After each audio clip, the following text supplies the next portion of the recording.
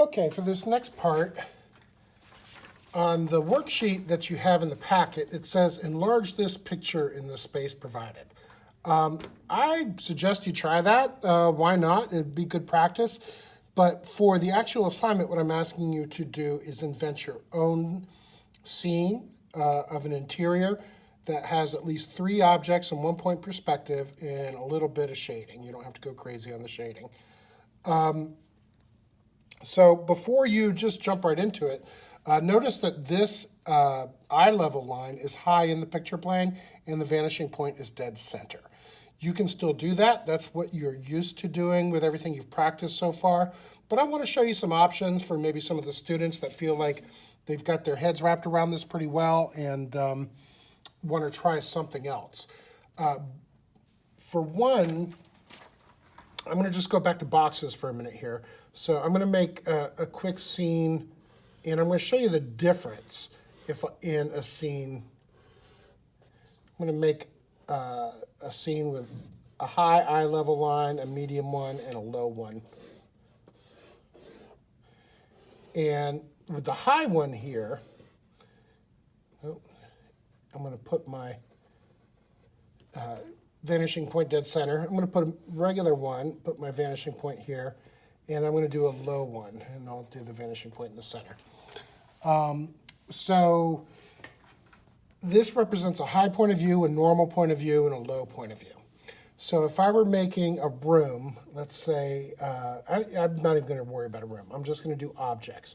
So this pencil just broke. Let's see if I have another one on hand. So if I have a box here, and a box here, and a box, way up high here, when I do these,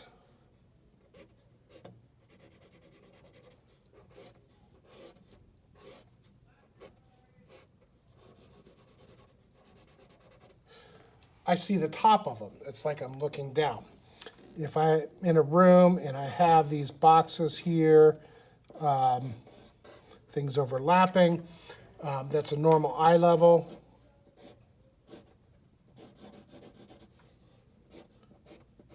I might see a little bit of the top, but not as much as I do up here. Of course, you're always going to see the top of any object below the eye level line. You will never see the top of an object above eye level line.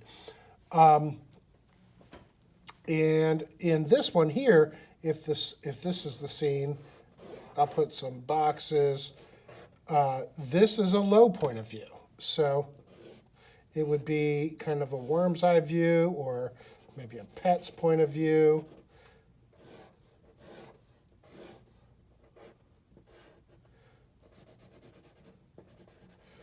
So when you do your room, think about your point of view. Now, the low point of view is probably the hardest. If you want to give yourself a challenge, go ahead and give that a try. But I recommend either doing at least normal or probably even the high point of view for this assignment. Of course, initially that worksheet suggests the high point of view, but I want you to start considering these different options. I've got somebody walking in here now while I'm making a recording, if they don't mind giving me, thank you. I've got so now I want to tell you something else. So when you go to do this room assignment that I'm asking you to do, again, 3 objects, you might want to make some thumbnails.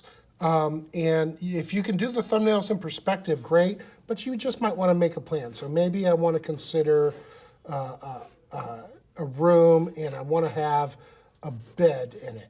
And, however you sketch a bed, if you're not great at drawing, think about it. There's a bed and there's a chest of drawers and maybe there's a TV on top of the chest of drawers and a door on the far end, and you just kind of make a simple thumbnail to figure that out, what you want to do.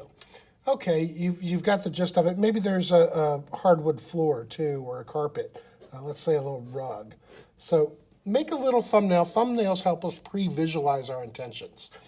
Now when I go to do my actual sketch, I can, again, eye level line, vanishing point, and I can think about, okay, the bed. Maybe it's up against the wall. Maybe it's a single-sized bed that's against the wall. And I'll make a rectangle because the end of the bed is a rectangle, right? Maybe the chest of drawers isn't right next to the bed. Maybe it's a little further up. I'll make a taller rectangle here. And maybe the TV is on top of that. And now the TV, unless it's aligned right to the edge, the TV will probably be, somewhere in the middle of it. So I'm going to make this here. Unless you have a really old school TV, they're probably not that wide for you. But there's 3 objects that are in perspective there. And I'm asking for a minimum of 3. But I want you to kind of spruce up the room too. Don't just do the objects. Put some designs into the room too. So now how am I going to do this? Converging line. This one kind of comes there. And I'll decide how long I want the bed. And there we go. Maybe I could put a blanket on it and some kind of design. Maybe the bed even has stripes. And put a little pillow on it. Whatever the case may be. Maybe the bed has some rails. Be creative, or, think about how your actual room is. And it doesn't have to be a bedroom. It can be a living room. It could be your back porch. It could be anything. And it might be helpful to actually look at a room. So with this box, here would be the TV. And, maybe a little plug coming out of the back. This would be your chest of drawers. Decide how deep you want that. Now at this point, hopefully you're pretty well practiced with making objects, these simple shaped objects. The chest of drawers would have the drawers in the front, so maybe maybe it's 4 drawers in it. So, there'd be 1 drawer there. I made little dots to give myself guidelines, and another drawer below. And again, please use rulers when you do this. I'm just doing this freehand for expediency.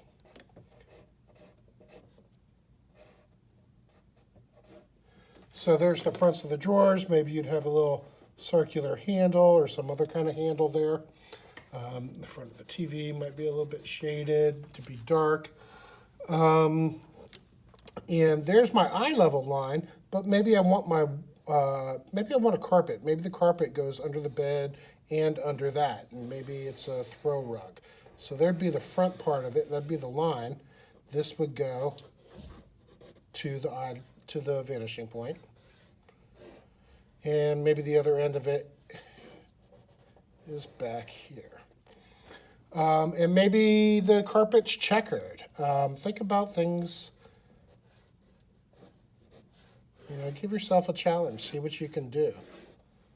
And so all of those lines would go to the vanishing point. These would just be horizontal lines. Now, the further away from you things get, the closer together those lines get. And I could shade in the checkers.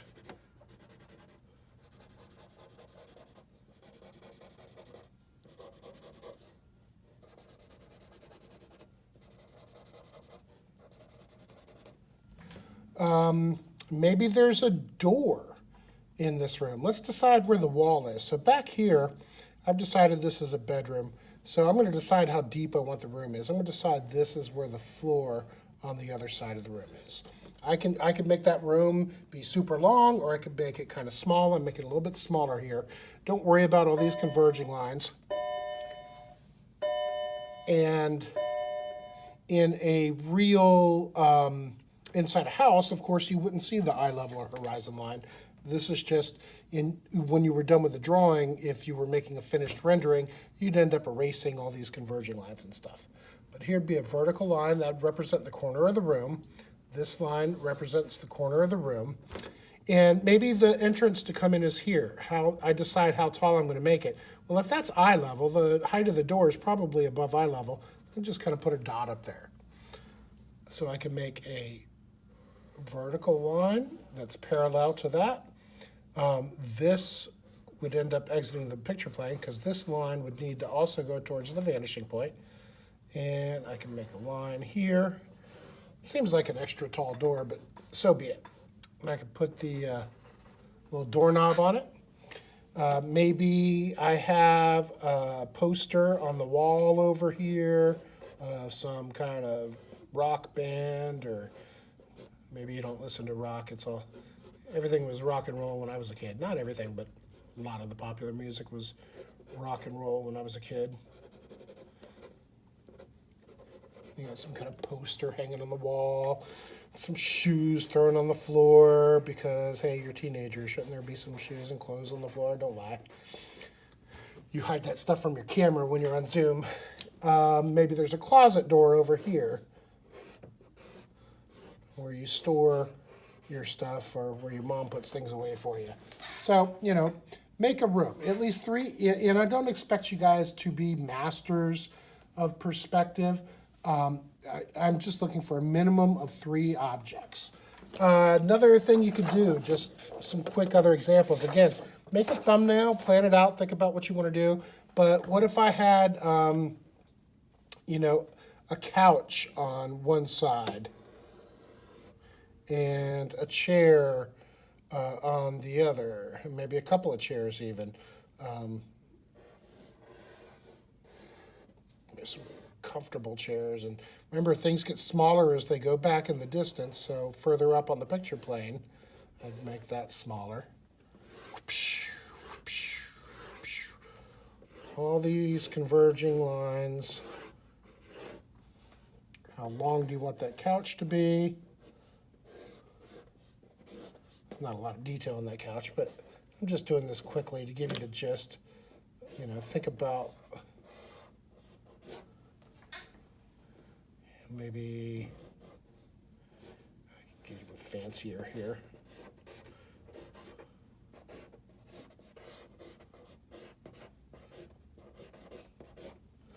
So, and maybe they're in this room, just because that's the eye level line. The other side of the room, the floor could be here. There could be a door to come in here. There could be a window, a long window over here. That's up to you. Again, if you wanted to do a carpet, again, you could just use those converging lines and make a carpet. What if you wanted a circular carpet, an oval carpet? Well, kind of curve off those ends, and that's how you get something curved in perspective. So you could have an oval carpet in there if you wanted to. Maybe a lamp. Maybe it's a tall standing lamp. I'd make the post there, the base of it there, and the lampshade there. We had a lamp as one of our practice items. Converging lines. Decide how deep, how wide you want those to be. Converging lines, etc. Again, use your rulers, get these accurate. So I'm doing this kind of fast at this point now, but I don't want you to just make what I make. I want you to invent something. Now it's time to apply what you've learned, use your own creativity, and design or invent. Either imagine it. This could be a space station. This could be a museum. This could be a school. You could do, the school hallway with lockers. And maybe I'm asking you to do at least 3 things, but maybe we could say both sides of the hallway. There's the square at the end of the hall. We'll do an eye level line, vanishing point. Here would be the floor, bottom part of the lockers, going to the vanishing point. And top of the one set of lockers, bottom of the other set, top of the other set, lines coming straight down. That, of course, if you were in person drawing these things, we could go out in the halls and draw them. But long story short, I'm looking for you to invent your own scene. 3 objects. This is 25 points, 3 objects in correct perspective. in a scene of your invention. I do encourage you to make a simple little thumbnail plan so you can pre-visualize your intentions.